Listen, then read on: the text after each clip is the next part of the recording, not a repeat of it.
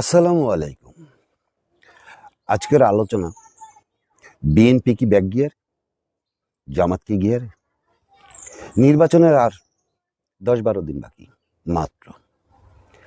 এতে করে আমরা যা দেখছি, তারেক জিয়া 25শে ডিসেম্বর দেশে প্রত্যাবর্তন করলেন, বেগম খালেদা জিয়া ইন্তেকাল করলেন, ইন্নালিল্লাহি ওয়া ইন্না ইলাইহি রাজিউন, এবং সারা দেশব্যাপী জাতীয়ভাবে যে ভাইব, যে আবেগ তৈরি হলো, তার উপর দাঁড়িয়ে সবাই প্রত্যাশা করেছিল তারেক জিয়া দেশের জাতীয় ঐক্যের প্রতীক হবেন।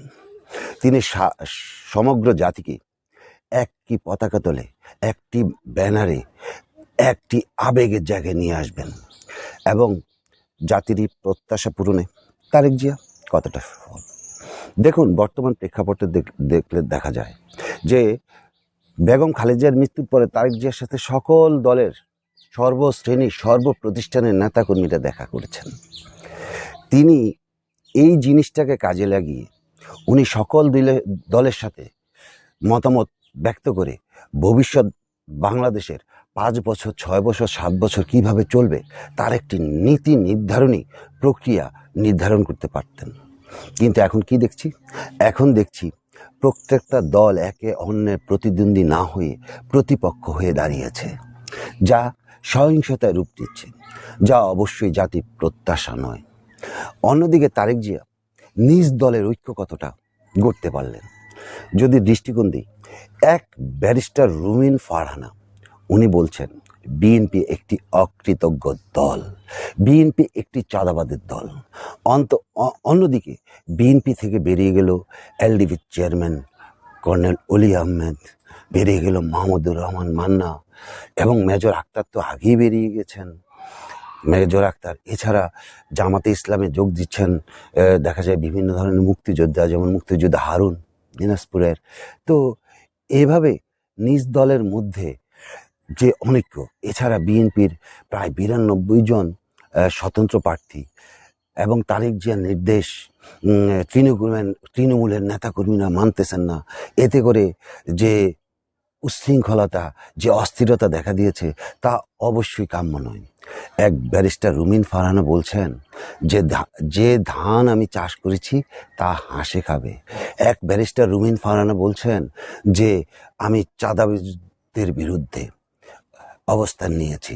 তো এখন এই ব্যারিস্টার রুমিন ফারহানার মতো ত্যাগী নেতা বিএনপির মধ্যে অনেকেই আছেন যারা তারেক জিয়ার নেতৃত্বকে চ্যালেঞ্জ করছেন।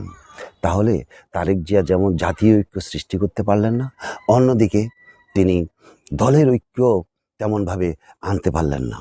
এছাড়া তারেক জিয়ার ফ্যামিলি কার্ড নিয়ে নির্বাচনী প্রচারণায় যে ভাইব তৈরি হওয়ার কথা, তার প্রতিপক্ষে জামাতে ইসলাম যে বয়ান তৈরি করছে যে শেখ হাসিনাও তো 1 কোটি স্মার্ট কার্ড দিয়েছে। এছাড়া বিএনপির বিভিন্ন অঞ্চলে নেতাকর্মীরা এই যে জামাতে ইসলামের নারীদেরকে হেনস্থা করছে এবং জামাতে ইসলামের একজন নেতা ইদানিং মারা গেল, এগুলি কোনো কিছুই তারেক জিয়ার পক্ষে যাচ্ছে না। অন্যদিকে বিচার করে দেখুন, যদি এমন হয় যে বিএনপি অথবা জামাত যদি নির্বাচনের পরিবেশ নেই বলে, অস্থিরতা আছে বলে যদি নির্বাচন বয়কট করে, তাহলে কি হবে?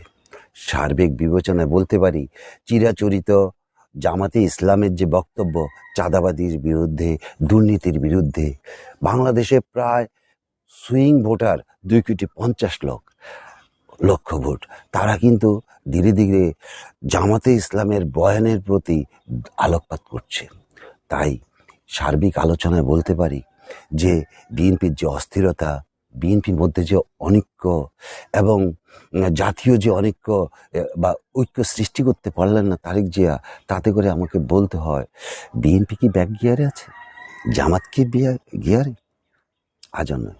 আল্লাহ হাফেজ।